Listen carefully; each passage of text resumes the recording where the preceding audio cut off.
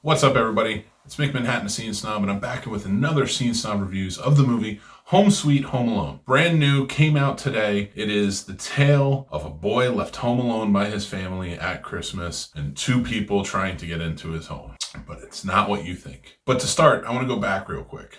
Okay, Home Alone, one of my favorite movies of all time. Every year, I watch Home Alone 1 and Home Alone 2. Now, I love Home Alone. For 31 years, I've watched this movie every year on Christmas time. Usually multiple times. That's how good this movie is, in my opinion. And it just makes me laugh out loud every single time I watch it. It really is truly a brilliant, beautiful comedy. And then I watch the second one. And now I will say this. The second one is a complete carbon copy of the first one. It has all of the antics, all of the acting, and everything else that make up the first one. I think, in my opinion, it just lacks a little bit of heart. That's it. Just a little bit of heart that the first one had. The first one really tugged at those strings in many ways. And the second one just kind of is a little bit different. But I don't put it down because it still makes me laugh like crazy. All the other sequels I have not seen until today.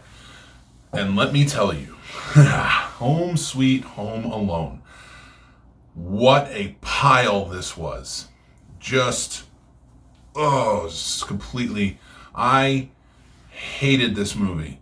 So much did I hate this movie. Premiering on Disney Plus today, on Disney Plus Day, so many great things coming out of it, and then this had to come out. I would have preferred they just remade the movie. It would have made so much more sense to just remake the movie. Only reason they didn't remake this movie, and it takes place in the same universe, is because they wanted to play on the nostalgia of having Buzz have a cameo in it and saying Kevin's name. That is literally it.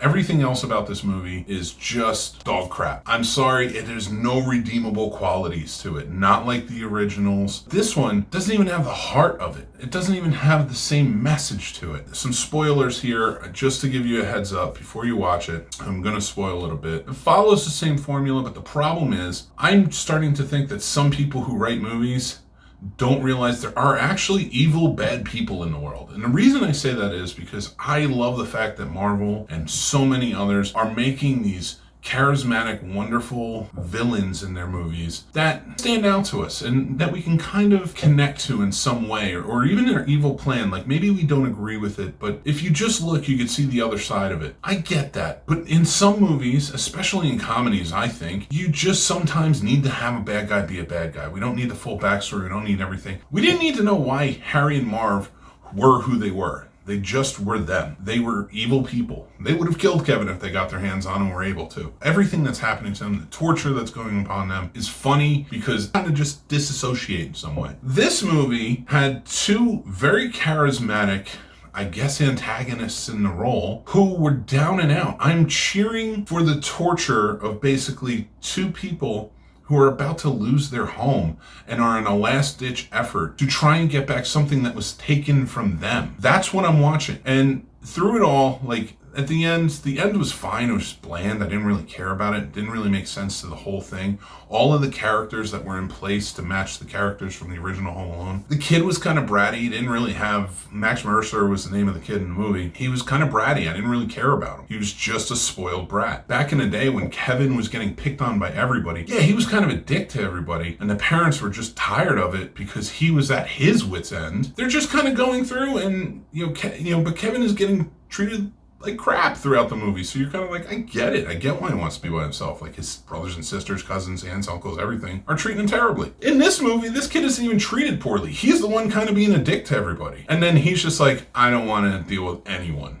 I hope you're gone. And then after that, he's just even more so a dick. And he's really crappy to the two people who are about to lose their home in his giant mansion, who aren't trying to steal anything. They're not burglars. They're not trying to rob his place. They want something back, a value that they need that was taken from them. I'm not going to put too much into it because if you're going to watch this movie, have fun. And I don't really want to put the time, care, or effort into explaining why this movie doesn't work in so many ways. A lot of this is a rant because I really did not like this movie. It has no heart compared to the original. Even the mother, Catherine O'Hara, when she played Kevin's mom in the original, seemed desperate. She had to get home and she went through hell to get there. This mother did not seem like she really cared. She seemed cardboard completely through it. And then, she just had to take a really long flight sitting next to somebody who's kind of a bother.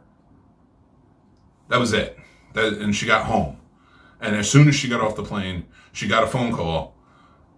And I'm not going to tell you by who, but that he was safe. And he was safe. So this movie just stunk. All right.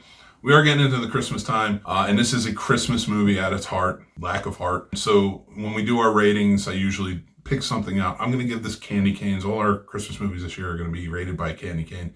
And out of 5 candy canes, I give this one candy cane. I say don't go see it. I did not like it. Home Sweet Home Alone again, or whatever it is, just stunk.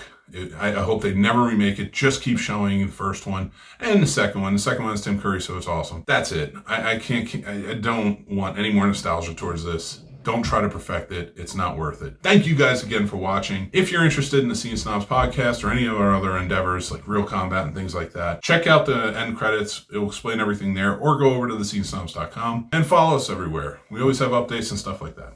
Thanks again. I will talk to you guys soon. Take care.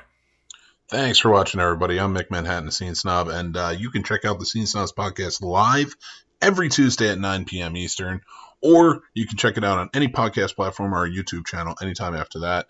Thank you to our Patreon supporters. Without you, this wouldn't be possible. If you guys want to join, check us out over on thescenesnobs.com. We have links for everything. The Scene Snobs merch store is open. You can check that out too. Links again on the site. Or like, follow, and subscribe on all of our social media. Again, head over to thescenesnobs.com. It's all there for you guys. Love you, and we'll talk to you guys soon.